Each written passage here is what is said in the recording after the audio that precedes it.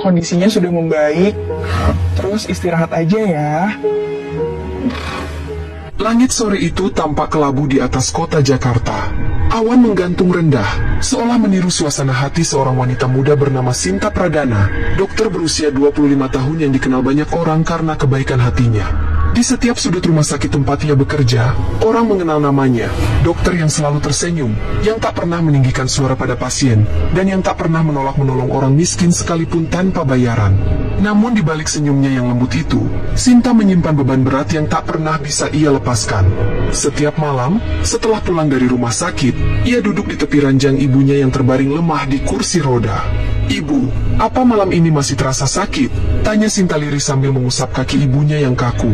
Wanita parubaya itu, Bu Ratmi, hanya tersenyum lemah. "Tidak apa-apa, Nak. Ibu sudah terbiasa. Kau tidak perlu khawatir terus." Namun Sinta tahu, di balik senyum itu, ibunya menahan nyeri yang luar biasa. Kaki yang lumpuh sejak 10 tahun lalu itu sering berdenyut setiap malam. Kadang terasa seperti digigit ribuan semut, kadang terasa berat seakan diikat rantai tak kasat mata. Sudah ratusan kali Sinta berusaha. Dari rumah sakit besar di Jakarta, Surabaya, hingga ke luar negeri, Singapura, bahkan Jepang. Semua dokter terbaik sudah menanganinya.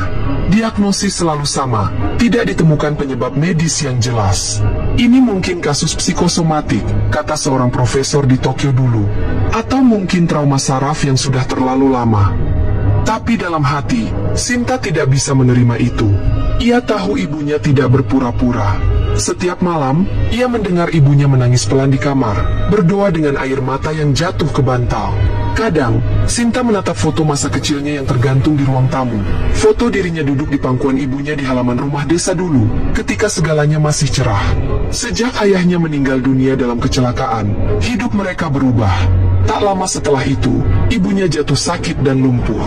Dari situ, semua kebahagiaan terasa ikut mati. Sinta tumbuh menjadi gadis yang keras kepala dan bekerja tanpa henti. Ia belajar kedokteran bukan untuk mencari gelar, tapi untuk menyembuhkan ibunya sendiri.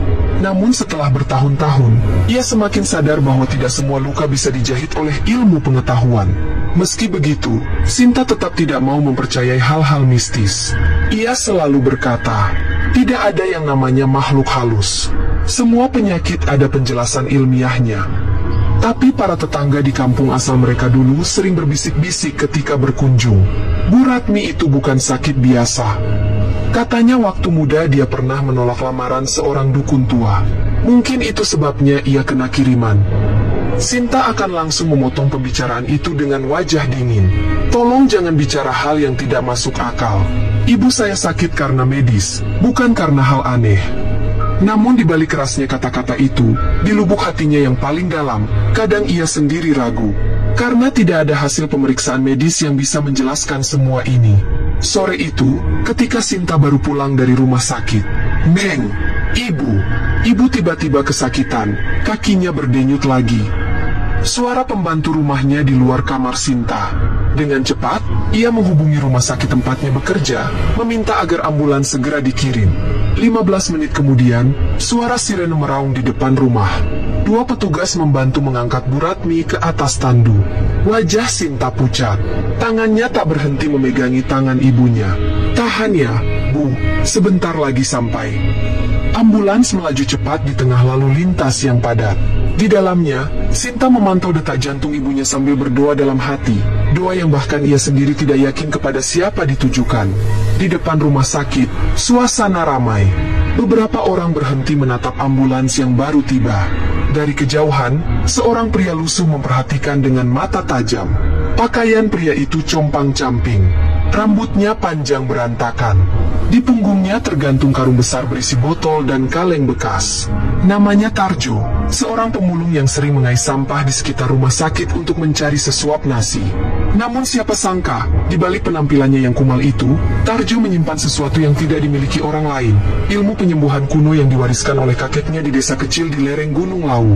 Dulu, kakeknya dikenal sebagai orang pintar yang mampu menyembuhkan penyakit aneh. Namun sejak kakeknya wafat, Tarjo merantau ke kota dan hidup miskin, meski masih membawa satu peninggalan, sebotol minyak dari hutan, dan doa-doa kuno yang dia hafal dari kecil. Saat melihat Sinta menurunkan ibunya dari ambulans, Tarjo tiba-tiba merasakan hawa aneh. Kakinya seperti ditarik untuk mendekat. Tatapannya langsung tertuju pada kaki Bu Ratmi.